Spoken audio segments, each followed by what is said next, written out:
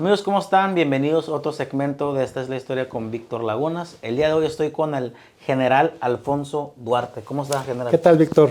¿Cómo estás? Me da mucho gusto saludarte y agradecerte el espacio que me brindas ante tu distinguido auditorio para poder dar algunas anécdotas y del por qué me estoy candidateando como diputado federal por el 5º distrito aquí en Tijuana. Primero que nada, le tengo que reconocer que no todos los días se entrevista a un héroe, porque eso es lo que es usted. Gracias. Antes Sí. de político, antes de ser general, usted es un héroe y hoy les voy a decir por qué. A ustedes les ha tocado que entreviste a políticos, gobernadores, alcaldes, diputados, artistas, de todo. Pero no todos los días se entrevista a un héroe. ¿Y por qué digo esto? Porque se tiene que reconocer que usted hizo algo muy importante y dejó la huella de que sí se puede. Así es. Muchos políticos dicen, yo tengo la esperanza y yo tengo el sueño, pero usted ya lo vivió. Dígales un poquito por qué usted sí iban, como decía, y sí enfrentaban al crimen organizado. ¿Qué fue la diferencia de antes y el después? Sí, bueno, yo vine aquí en el año 2008 con la orden de la Secretaría de la Defensa Nacional y del presidente de la República de ese entonces, Felipe Calderón, precisamente para combatir la inseguridad y restablecer la misma, ¿verdad? Y pues para mí las órdenes son para cumplirse, no para discutirse. Y empezamos a tener primeramente una coordinación con el gobierno del estado, con las autoridades municipales, los presidentes municipales, las autoridades de seguridad pública, con los medios de comunicación, pero principalmente, y fue fundamental, con la ciudadanía. Bajo el lema que hicimos de que nosotros íbamos, es donde nos empezaron a llover muchas denuncias ciudadanas. Hicimos muchas actividades de inteligencia y entonces poco a poco fuimos combatiendo la delincuencia, fuimos asegurando toneladas de droga, armas, vehículos, liberamos en el plazo que yo estuve, liberamos 58 secuestrados con vida, ¿sí? E igualmente localizamos y destruimos 24 narcotúneles. Esto fue realmente un éxito que poco a poco se fue reflejando en la vida tranquila y armoniosa de la ciudadanía y también en la actividad económica. General, ¿sí? Ajá. ¿Cuál era lo que pueda decir, no? ¿Cuál era la orden que les dio el presidente? La orden era... Casi textual, ocupo que me lo diga. Bueno, la orden era hacer la guerra a la delincuencia organizada.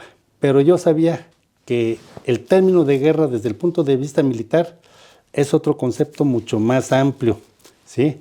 Es la lucha de un país contra otro país o grupo de países como único medio para dirimir las diferencias existentes entre ellos. En este caso, el combate contra la delincuencia organizada para mí consistía en operaciones de restauración del orden.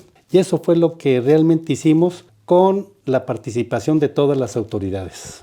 En esos tiempos había coordinación presidente, gobernador, alcalde. Y se les decía, a ver, todos vamos uniformes a combatir al crimen organizado. Así es.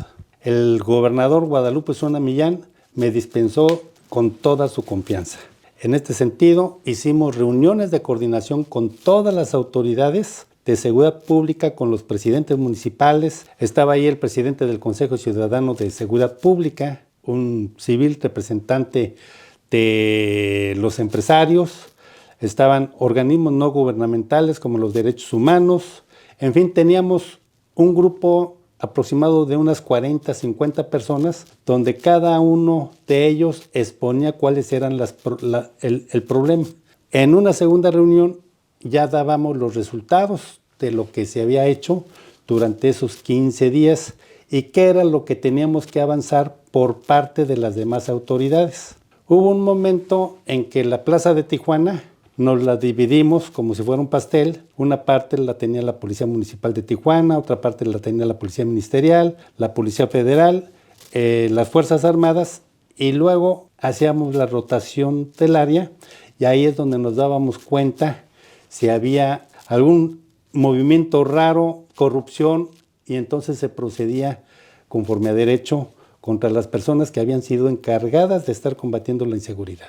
General, pero usted no llegó a sentirse a veces que el ejército o ustedes realmente Sí. llevaban la mayor tarea porque es bien sabido que en ese tiempo, pues gran porcentaje de la policía municipal estaba mezclada Así es. con los diferentes cárteles. Bueno, Sí. que en ese tiempo nomás había dos cárteles, ¿no? Sí, había Estaba el Arellano la y de los apenas estaba Arellano y la del adentrando cartel de Sinaloa, ¿no? Sinaloa. Efectivamente, esa fue una lucha encarnizada, sangrienta por la plaza y en la que nosotros tuvimos que intervenir, primeramente atendiendo las denuncias ciudadanas. Ellos peleaban en luchas sangrientas, como antes de que yo llegara estaba lo que se denominó el Cañaveral, El Cañaveral. la cúpula, fue en abril, yo llegué el 1 de junio, y entonces fue ahí donde hicimos un análisis de la forma como operaban estos grupos delincuenciales y empezamos a hacer las estrategias para poder combatirlos. Y precisamente nosotros como administradores de la fuerza no hacíamos ningún enfrentamiento en horas del día, sino que toda la información la concentrábamos, la analizábamos, veíamos cuáles eran las direcciones donde ellos se encontraban y a partir de las 2, 3 de la mañana hacíamos la operación precisamente para evitar efectos colaterales, que no hubiera accidentes donde se perdiera la vida una niña, una mujer o un hombre ajeno al conflicto. De esa manera evitamos nosotros muertes innecesarias, incluso con los propios delincuentes, porque la sorpresa... Pues dormiditos. Exactamente, aplicábamos el factor sorpresa y entonces ya lo poníamos a disposición. Antes de que hablemos de logros, porque tienen muchos, leí su expediente y es sorprendente. Sí.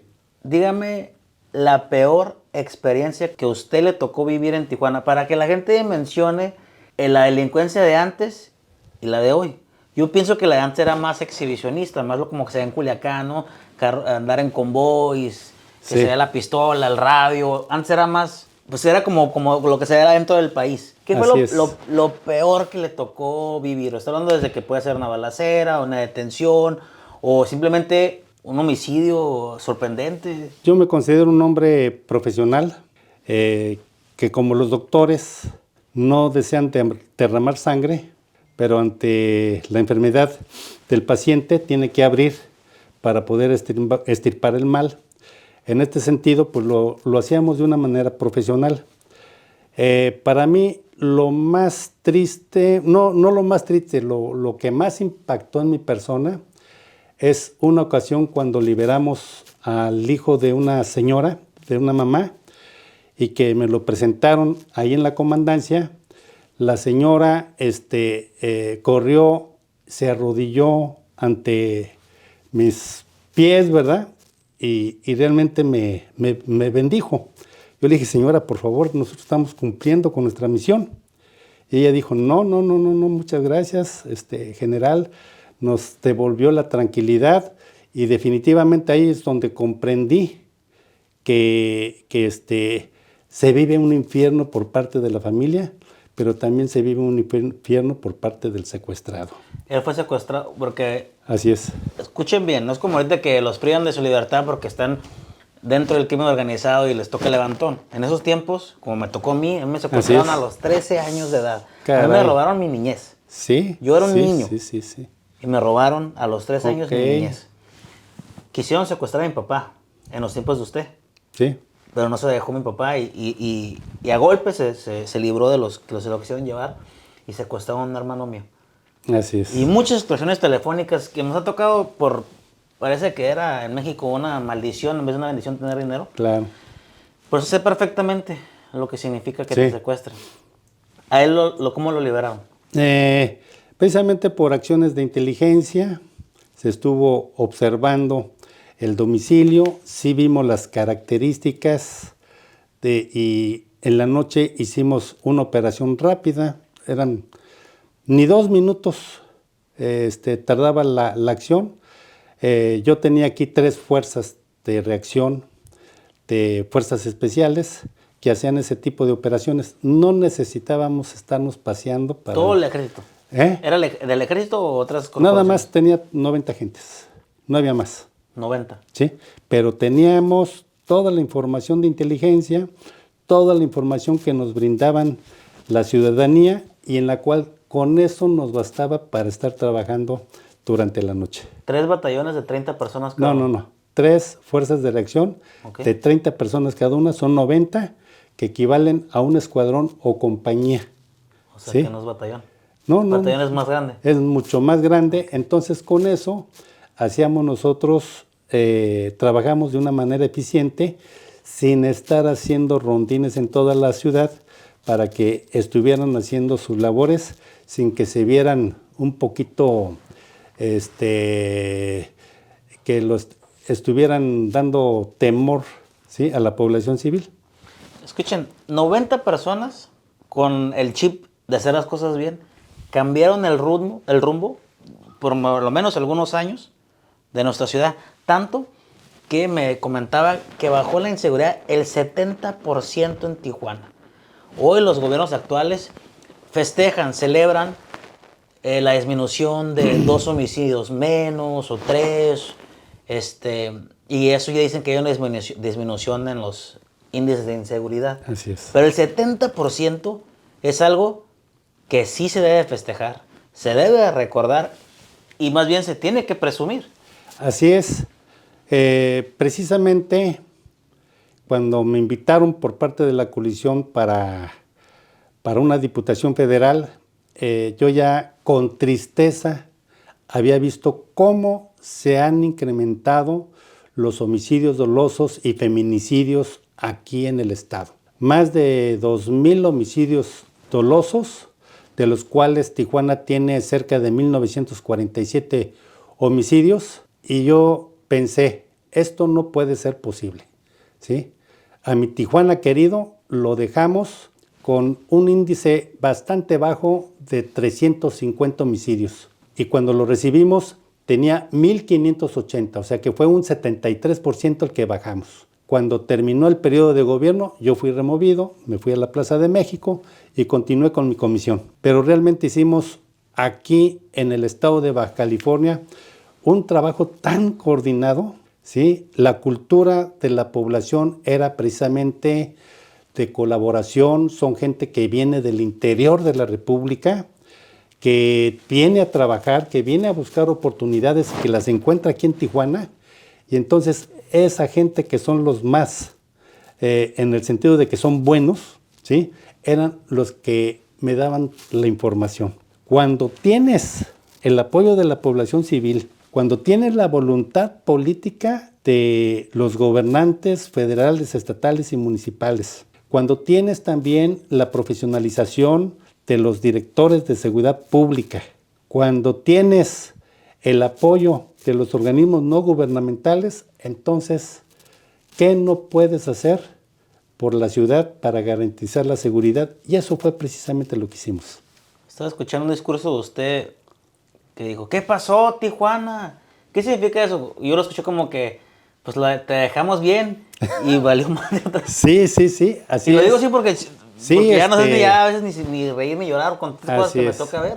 La verdad, el 1 de marzo hice mi discurso, ¿verdad?, de inicio de campaña, y cuando dije, ¿qué pasó, Tijuana?, ¿sí?, porque dejamos un Tijuana tranquilo, un Tijuana donde se estaban incrementando las actividades económicas, un Tijuana donde el turismo se estaba incrementando, y entonces yo pienso que dejamos un Tijuana en donde la única preocupación de las autoridades era la prevención del delito, el mantenimiento de la prevención del delito, ¿sí? Porque nosotros combatimos la delincuencia en su máxima expresión y lo dejamos a su mínima. Y lo único que la continuación era seguir con estrategias de prevención del delito, cosa que ni eso hicieron, y a partir del año 2014 empezó a crecer, hasta tener los índices delictivos que hoy tenemos. Usted habla de combatir la inseguridad en su máxima expresión. Así es. Y con eso vienen nombres, personajes, que seguramente, aunque han pasado, ¿cuántos años? Pues 13 años. 13 años. 13 años. Hay generaciones que no han de saber. Claro que existe el internet y te dice quién es ese personaje, pero las personas que les tocó sufrir, como mi padre, que lo quisieron secuestrar, claro, sí. El Teo quiso secuestrar a mi papá cuando secuestraban. A usted le tocó la detención del pozolero. Así es, efectivos del Ejército Mexicano estuvieron haciendo un reconocimiento en el área de Baja Season, ¿sí? Ahí había una fiesta en donde ya llevaban 2-3 días de pachanga y cuando llegamos muchos delincuentes huyeron, pero esta persona se encontraba en un estado de drogadicción. Se le detuvo y cuando se le detuvo él pensó que con el simple hecho de decirnos soy el pozolero, sí, con eso ya lo íbamos a soltar. Entonces, pues bueno, pues mucho gusto, vente, vámonos. Él se identificó como el pozolero del Teo, ¿eh? El pozolero del Teo. Ya después él dijo que había desaparecido 300 cuerpos y la verdad que fue una situación pues de bastante indignación. ¿Cómo es posible que una persona se ponga a hacer ese tipo de trabajos? Se agarró con 2 personas y una joven, ¿verdad? La primera vez se agarró a él solo.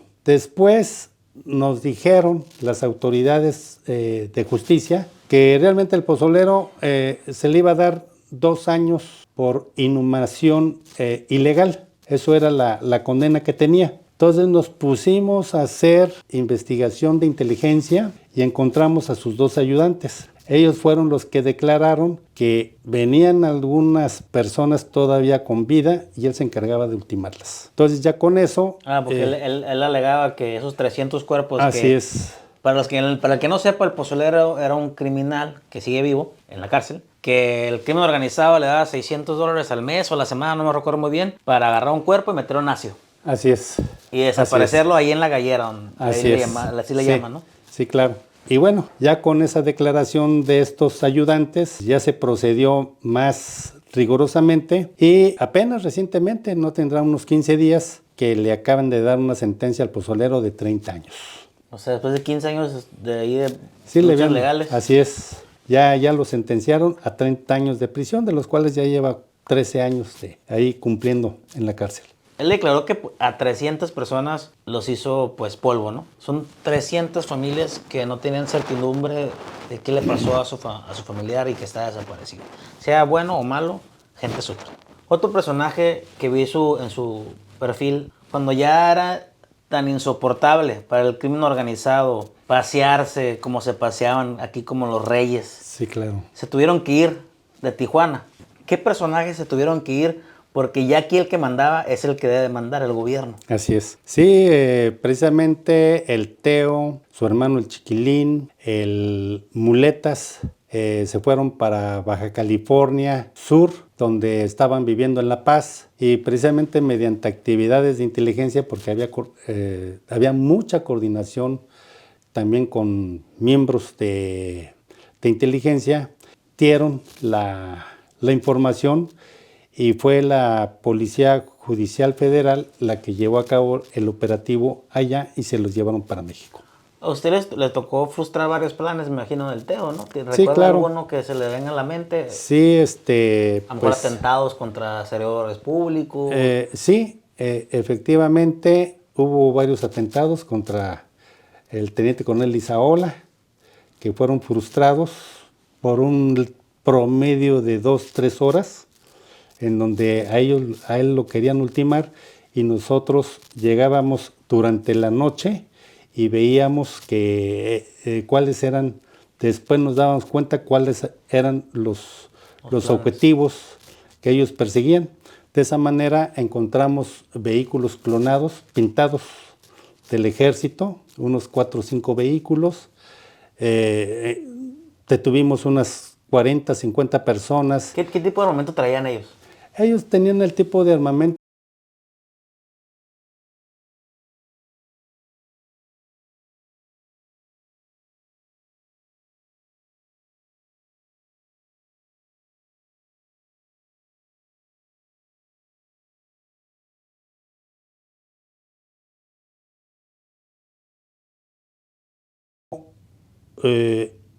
Cerca del 60%, y a los 8 días detuvimos al famoso Rambo, ¿sí?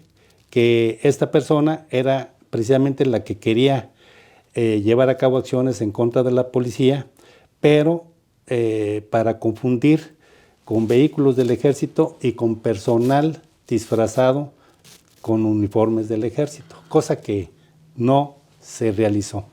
O sea, ven la diferencia. Hoy vemos que cualquier chivirico mata a cualquier persona porque pues no hay casi ley. Y antes sí había ley y sí había gobierno que presionaba a los delincuentes y tenían que, pues, idearse planes como que suenan de película, carros doblados, uniformes. ¿Por qué? Porque sí había quien los perseguía. Esa es la gran diferencia que ocupan ustedes pensar. ¿Por qué personajes como él son importantes para las acciones de una ciudad o de un país? Por eso el que busque la Diputación Federal, una persona que tiene una mentalidad de ser del ejército, de ser disciplinado, y mucho más importante, que sepa que cuando las cosas se quieren, sí se pueden hacer, porque usted ya lo logró.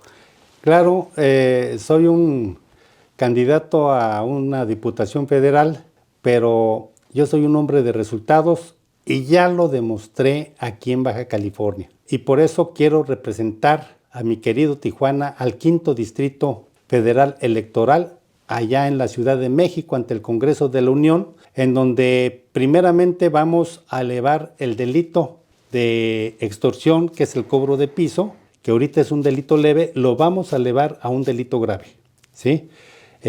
Vamos a tener las comisiones de Defensa Nacional, de Seguridad Pública y de Migración, que son 3 de los aspectos, tanto de seguridad como los problemas migratorios que tiene el 5º Distrito, para poder intervenir allá en el Congreso y traer resultados a la población, a la ciudadanía. Mi intención es trabajar para que precisamente todos los problemas que actualmente estamos viviendo de inseguridad, de incertidumbre, podamos nuevamente recuperar ese ambiente. ¿Cómo lo podemos recuperar? Ustedes me van a decir que no se puede. Sí se puede, combatiendo la corrupción y la impunidad principalmente, que es una de las grandes enfermedades que tiene nuestro México y que lo padece desde hace mucho tiempo y que definitivamente no se ha podido extirpar. Después tenemos que combatir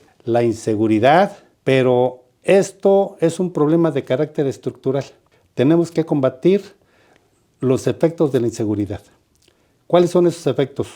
Pues los robos a transeúntes, casas habitación, robos de vehículo, tenemos que las extorsiones, los homicidios dolosos, feminicidios, estos son los efectos de la inseguridad, ¿sí? Que eso corresponde a las fuerzas de seguridad pública, pero también debemos de atacar las causas. ¿Cuáles son esas causas? La ignorancia, ¿sí? La pobreza, la apología del delito. Hay muchos jóvenes que consideran a los líderes del narcotráfico como sus admiradores, ¿sí? Los admiran, ¿sí? Entonces, debemos determinar eso porque muchos jóvenes tienden a tener o a querer ser como estas personas. A eso se le denomina la apología del delito. Tenemos que combatir la cultura de la ilegalidad.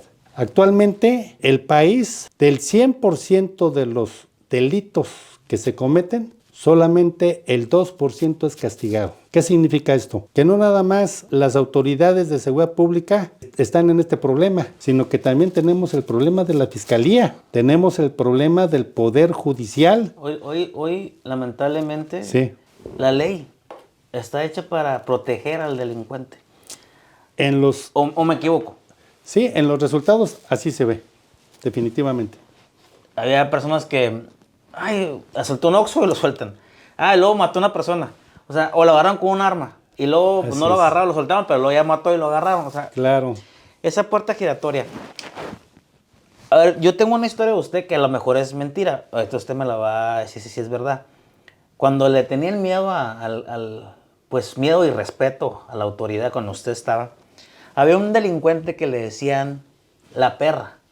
Así y es. Ese delincuente fue caracterizado porque era de lo más sanguinario que pueda existir. Pero el día que lo agarraron, que también estuvo involucrado con el tema de la cúpula y todo eso. Exactamente, eran sus delincuentes, ¿no? Los que sí. hasta que se les acabó el parque o los ultimaron.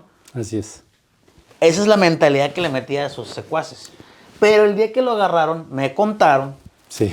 que se orinó. Así es. Ah, entonces no Sí. ando mal. ¿Y por qué digo esto? Tanto era el miedo y el respeto que había a la autoridad que un delincuente que ya mataba por diversión se orinó porque sabía que ya se lo había cargado pues la jodida. ¿Por qué era eso? Sí, era precisamente porque nosotros únicamente aplicábamos la fuerza de acuerdo con el grado de violencia que ellos oponían. Entonces, si ellos sacaban las pistolas, pues nosotros teníamos que defender nuestras vidas.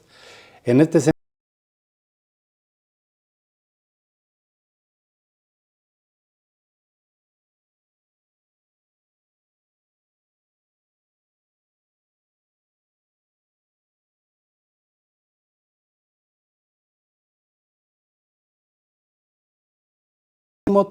más de 30 años en la cárcel. Y cuando salió libre, no sé cuánto tiempo pasó, pero ahorita me dicen que ya está muerto. Así es. Entonces, respetando las vidas, aunque sea de delincuentes, esta persona debería de estar vivo dentro de la cárcel, Sufriendo ahí. sufriendo Pagándolas ahí, pagando sus penas. Sin embargo, la corrupción e impunidad hicieron que saliera libre y entonces fue asesinado en la misma forma como él asesinó a muchos más estando en la vía libre. Yo creo que eso no es justo, ¿eh? Cuando ustedes veían sus objetivos, Sí. digamos a él, ¿qué perfil le decía usted a su tropa? A ver, esta es la perra. ¿Cómo era él, o sea, cómo lo describía usted ante los que lo Sí, buscaban? teníamos un organigrama de quiénes eran los blancos delincuenciales por parte de los Arellano Félix y otro organigrama por parte del cartel de Sinaloa representado por Teodoro García Cimental. Entonces, en este sentido, íbamos complementando toda la información de acuerdo a la captura que hacíamos nosotros de delincuentes, donde nos iban diciendo cuáles eran sus fortalezas, sus debilidades, y entonces poco a poco se iba alimentando toda la información hasta que se detenía y se ponía a disposición de la autoridad. Puede decir unos nombres y usted me va a decir Sí. si está libre o detenido o ya sin vida. Sí. Aunque a usted no le haya tocado, pero sí le tocó en ese Ok, sexenio. sí. El ingeniero del cartel Arellano. Detenido, Fernando Arellano, Detenido en Tijuana. así es, detenido. El doctor de los Arellano Félix. Detenido, El Teo. detenido y está cumpliendo su condena. El Muletas. Detenido y cumpliendo su condena. Por ahí me informaron que también había salido libre, pero no tengo corroborada la información. La del perra detenido ya hoy muerto. Así es.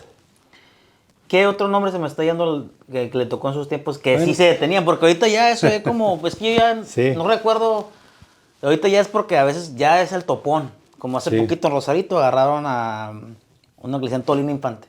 Ujú. Pues no lo agarraron porque hubo una operación de inteligencia o una orden de arriba que ponía como objetivo. Fue porque ya era inevitable, lo quisieron matar y ya el topón fue Así es. inevitable. Sí, otra persona que asolaba aquí playas de Tijuana, Rosarito y hasta Ensenada era el Caibil, que era del grupo del Teo. También se detuvo y ahorita está cumpliendo su sentencia. El Rambo también. Agarramos el Popeye, que pertenecía a la familia antigua del CAP, en el que participó junto con Ramón Arellano allá en Guadalajara para ultimar al Chapo Guzmán, donde asesinaron al cardenal Posadas. Lo detuvimos. Él estuvo en esa Él balacera en el estuvo ahí, aeropuerto. sí, así es. Nos contó realmente cómo había sucedido. Fue por error. Y ahí fue donde verifiqué que fue un error haber matado al cardenal Posadas, que no lo tenían contemplado, lo confundieron. Por el carro. Exactamente por el carro. Sí. Y hoy que ve, yo sé que a usted mejor no le gusta esto, pero que ha visto series como Narcos México. Que hay entre verdades y mentiras. Usted que sí le tocó vivir algunas, Historias, usted sí trae la película verdadera, ¿no? La verdad es de que la forma como lo publican a través de series, pues realmente no representa ni el 10% de los sanguinarios que son estas personas, ¿sí? La ambición del Chapo Guzmán aquí en Tijuana generó una gran cantidad de muertes, ¿sí?